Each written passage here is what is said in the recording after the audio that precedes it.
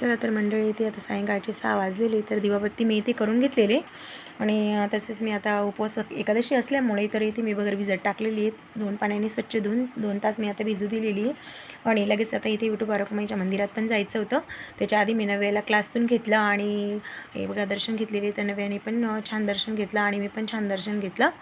त्याच्यानंतर घरी आलो आम्ही आणि इथे 8 वाजलेलीच होते. तर लगेच मी इथे बटाट्याची चटणी केली उपवासाची सिंपल.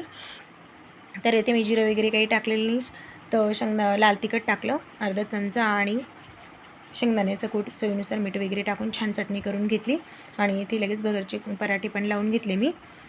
तर गरमागरम पराठीचं आणि चटणी झाल्यानंतर मी लगेच सर्व करून घेतलं आणि इथे बघा हर्षाली नव्या अभ्यास करता आहे. तर नव्या इथे अभ्यासाला बसलेली आणि हर्षूचा अभ्यास होऊन ती आता स्कूलची बॅग पॅक करते. चला तर व्हिडिओ आवडला असेल तर लाईक शेअर सबस्क्राईब नक्की.